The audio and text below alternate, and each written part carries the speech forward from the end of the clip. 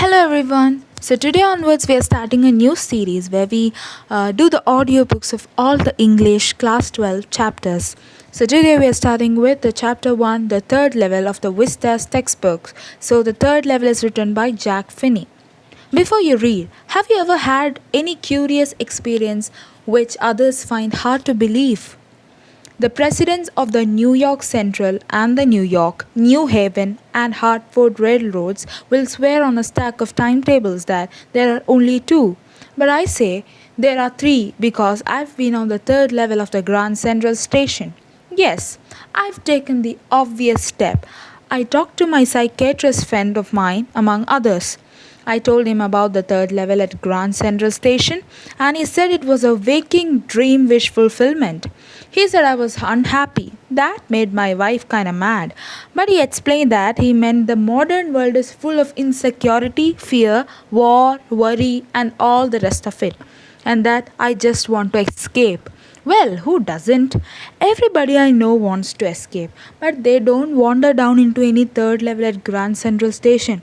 But that's the reason, he said, and my friends all agreed. Everything points to it, they claimed. My stamp collecting, for example, that's a temporary refuge from reality. Well, maybe, but my grandfather didn't need any refuge from reality. Things were pretty nice and peaceful in his day, from all I hear.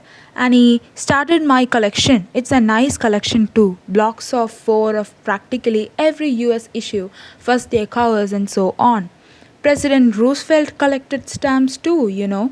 Anyway, there's what happened at Grand Central Station. One night last summer, I worked late at the office. I was in a hurry to get uptown to my apartment, so I decided to take the subway from Grand Central because it's faster than the bus. Now, I don't know why this should have happened to me. I'm just an ordinary guy named Charlie, 31 years old, and I was wearing a tan gabardine suit and a straw hat with a fancy band. I passed a dozen men who looked just like me. And I wasn't trying to escape from anything, just wanted to get home to Louisa, my wife. I turned into Grand Central from Vanderbilt Avenue and went down the steps to the first level, where you take the trains like the 20th century. Then I walked down another flight to the second level where the suburban trains leave from, ducked into an arched doorway heading for the subway and got lost. That's easy to do. I've been in and out of Grand Central hundreds of times, but I'm always bumping into new doorways and stairs and corridors. Once I got into a tunnel about a mile long and came out in the lobby of the Roosevelt Hotel. Another time I came up in an office building of 46th Street, 3 blocks away. Sometimes I think Grand Central is growing like a tree, pushing out new corridors and staircases like roots.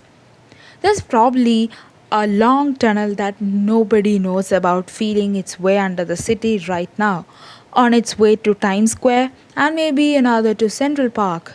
And maybe because for so many people through the years, Grand Central has been an exit, a way of escape. Maybe that's how the tunnel I got into, but I never told my psychiatrist friend about that idea. The corridor I was in began angling left and slanting downwards, and I thought that was wrong, but I kept on walking. All I could hear was the empty sound of my own footsteps, and I didn't pass a soul. Then I heard that sound of sort of hollow roar ahead that means open space and people talking. The tunnel turned sharp left. I went down a short flight of stairs and came out on the third level at the Grand Central Station. For just a moment, I thought I was back on the second level, but I saw the room was smaller, there were fewer ticket windows and train gates, and the information booth in the center was wood and old looking.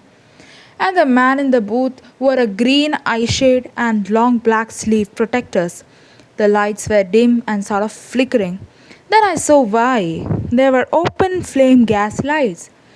There were brass spittoons on the floor, and across the station a glint of light caught my eye. A man was pulling a gold watch from his vest pocket. He snapped open the cover, glanced at his watch, and frowned. He wore a derby hat, a black four-button suit with tiny lapels, and he had a big black handlebar mustache. Then I looked around and saw that everyone in the station was dressed like the 1819 something. I never saw so many beards, sideburns, and fancy mustaches in my life. A woman walked in through the train gate. She wore a dress like leg of mutton sleeves and skirts to the top of her high button shoes. Back of her, out of the tracks, I caught a glimpse of locomotive, a very small Currier and Ives locomotive with a funnel-shaped stack, and then I knew. To make sure, I walked over to a newsboy and glanced at the stack of papers at his feet. It was The World, and The World hasn't been published for years. The lead story said something about President Cleveland. I found that front page since in the public library files, and it was printed June 11, 1894. I turned toward the ticket window, knowing that here on the third level at the Grand Central I could buy tickets that would take Louisa and me anywhere in the United States we wanted to go. In the year 1894, and I wanted 2 tickets to Galesburg, Illinois. Have you ever been there? It's a wonderful town, still with big old frame houses, huge lawns, and tremendous trees whose branches meet overhead and roof the streets. And in 1894, summer evenings were twice as long, and people sat out in their lawns, the men smoking cigars and talking quietly, the women waving palm leaf fans with the fireflies all around in a peaceful world. To be back there with the First World War still 20 years off and World War II over 40 years in the future, I wanted 2 tickets for that. The clerk figured the fare. He glanced at my fancy hat, but he figured the fare, and I had enough for 2 coach tickets one way. But when I counted out the money and looked up, the clerk was staring at me. He nodded at the bills. "That ain't money, mister," he said, "and if you're trying to skin me, you won't get very far." And he glanced at the cash drawer beside him. Of course, the money was old-style bills, half again as big as the money we use nowadays, and different looking too. I turned away and got up fast. There's nothing nice about jail, even in 1894. And that was that. I left the same way I came, I suppose. Next day, during lunch hour, I drew $300 out of my bank, nearly all we had, and bought old-style currency. That really worried my psychiatrist friend. You can buy old money at most any coin dealers, but you have to pay a premium. My $300 bought less than 200 in old-style bills, but I didn't care. Eggs were 13 cents a dozen in 1894, but I've never again found the corridor that leads to the third level at Grand Central Station, although I've tried often enough. Louisa was pretty worried when I told her all this, and didn't want me to look for the third level anymore. And after a while, I stopped. I went back to my stamps, but now we are both looking every weekend, because now we have proof that the third level is still there. My friend Sam now disappeared. Nobody knew where, but I sort of suspected because Sam's a city boy and I used to tell him about Galesburg. I went to school there, and he always said he liked the sound of the place. And that's where he is, all right, in 1894. Because one night, fishing with my stamp collection, I found, well, do you know what a first day cover is? When a new stamp is issued, stamp collectors buy some and use them to mail envelopes to themselves on the very first day of the sale, and the postmark proves the date. The envelope is called a first day cover.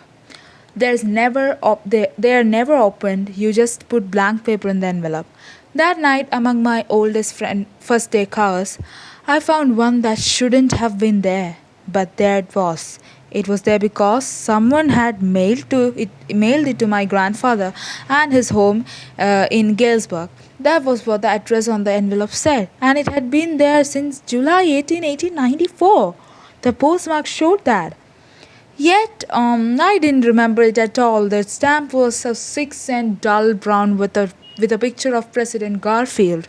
Naturally, when the envelope came to Granddad in the mail, it went right to his collections and stayed there till I took it out and opened it.